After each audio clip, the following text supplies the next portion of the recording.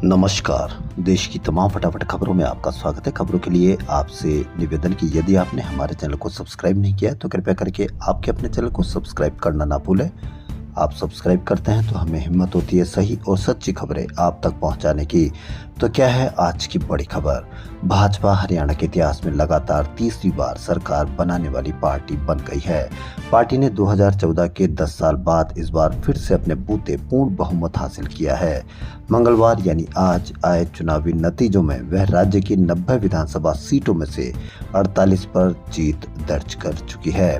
भाजपा के खिलाफ anti incumbency और सत्ता विरोधी लहर का दम भरने वाली कांग्रेस की हवा चुनावी नतीजों में निकल गई। पूर्व सीएम भूपेंद्र सिंह हुड्डा की अगुवाई वाली में कांग्रेस की 2019 के मुकाबले 5 सीटें बढ़ी, लेकिन वह बहुमत के आंकड़े तक नहीं पहुंच पाई और 37 सीटों पर सिमट गई।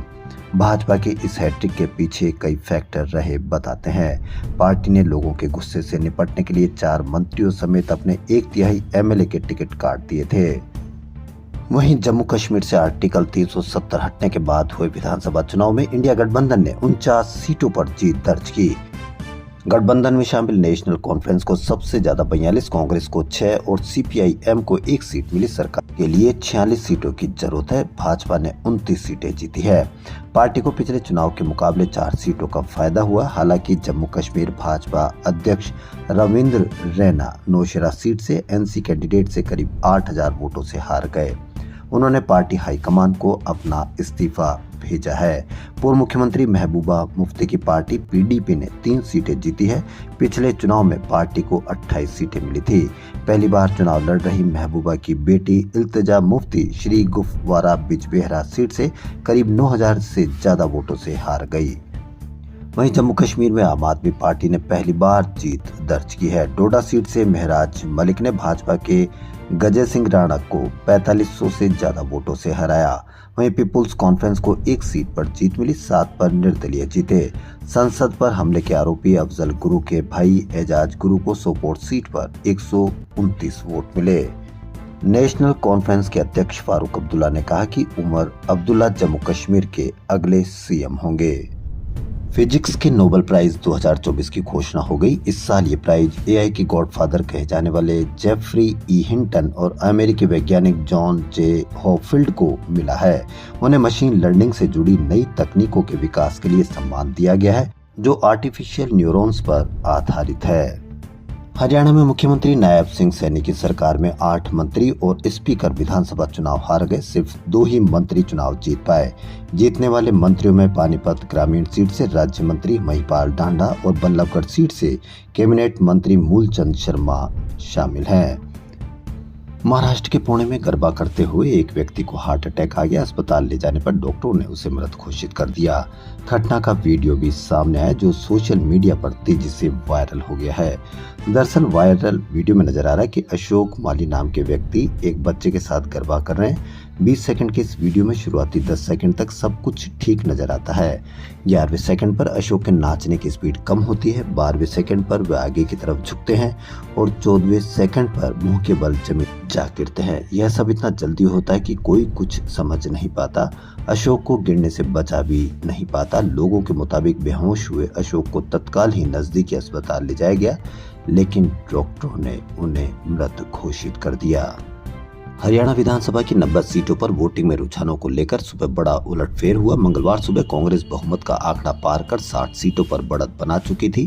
दिल्ली स्थित कांग्रेस मुख्यालय में ढोल बजने लगे और लड्डू बांटे जाने लगे। हालांकि 10 बजे का टाइम होते ही कांग्रेस तेजी से पिछड़ी और भाजपा ने रुझान में बहुमत का आंकड़ा पार कर लिया। इसके बाद दोनों दलों के नेता भी सामने आए और कहा कि यह अभी रुझान है, फाइनल रिजल्ट तक उनकी ही सरकार बनेगी। केंद्रीय मंत्री मनोहर लाल खट्टर ने कहा कि हमने जितना हरियाणा के किसान, जवान और पहलवान के लिए किया उतना कांग्रेस कर ही नहीं सकती थी। वहीं हार के बाद भूपेंद्र हुड्डा ने अपने कार्यकर्ताओं और काउंटिंग एजेंट्स को निर्देश दिए कि जहां जहां वोटिंग रुकी हुई है, कार्यकर्ता अभी सेंटर न छोड़े। हुड्डा ने कहा कि 10 सीटें ऐसी है जहां कांग्रेस जीत सकती है, लेकिन भाजपा काउंटिंग में देरी करवाकर इन सीटों को किसी भी तरह से जीतना चाहती है।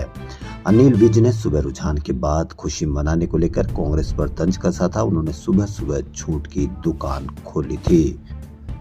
हरियाणा और जम्मू कश्मीर चुनाव के रिजल्ट आज सामने आए। हरियाणा में भाजपा ने जीत हासिल की, पार्टी को 48 सीटें मिली। वहीं जम्मू कश्मीर में नेशनल कॉन्फ्रेंस और कांग्रेस के नतीजे पक्ष में रहे। चुनाव के नतीजे आने पर पीएम मोदी शाम 8 बजे दिल्ली स्थित भाजपा मुख्यालय पहुंचे। उन्होंने कार्यकर्ताओं को संबोधित करते हुए कहा कि आज नवरात्र का छठा दिन है। भाजपा की सरकार तीसरी बार हरियाणा में आई है।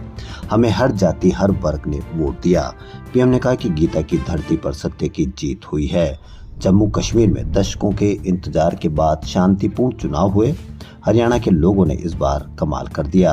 मोदी से पहले हरियाणा और जम्मू कश्मीर विधानसभा चुनाव परिणाम के बाद भाजपा मुख्यालय में आयोजित आभार कार्यक्रम में अध्यक्ष जेपी नड्डा ने जीत का श्रेय पीएम मोदी को दिया। उन्होंने कहा कि हरियाणा में बीजेपी की सरकार बनी, जम्मू कश्मीर में पार्टी को वोटिंग परसेंट बढ़ा। ये मोदी के सेवा कार्यों का फल है। बेंगलुरु के भुवनेश्वरी नगर इलाके में सोमवार को बर्थडे केक खाने से 5 साल के बच्चे की मौत हो गई। उसके माता पिता की हालत गंभीर है। दोनों KIMS अस्पताल के ICU में भर्ती हैं। हालत गंभीर बताई जा रही है। कपल की पहचान बलराज और नागलक्ष्मी के रूप में हुई। उनके बच्चे का नाम धीरज था। बलराज स्विगी कंपनी में डिलीवरी बॉय का काम करते हैं। रविवार 6 अक्टूबर को एक कस्टमर ने केक का ऑर्डर कैंसिल कर दिया था, जिसके बाद बलराज केक अपने घर ले आए थे। हालांकि कुछ मीडिया रिपोर्ट्स में कहा जा रहा है कि बलराज ने अपने बेटे के बर्थडे पर स्विगी के जरिए एक बेकरी से केक ऑर्डर किया था। उन्होंने अपने बेटे धीरज का जन्मदिन मनाया। पूरे परिवार ने साथ मिलकर केक काटा और खाया, फिर डिनर करके सो गए। सोमवार सुबह तीनों के पेट में तेज दर्द होने लगा। वे दर्द से चिल्लाने लगे। उनकी चीखें सुनकर पड़ोसी पहुंचे और उन्हें अस्पताल ले आए। डॉक्टर ने बताया कि अस्पताल पहुंचने से पहले ही बच्चे की मौत हो गई। खबरों फिलहाल इतना ही। यदि आपको हमारा चैनल पसंद आए तो लाइक, सब्सक्राइब और शेयर अवश्य करें। धन्यवाद।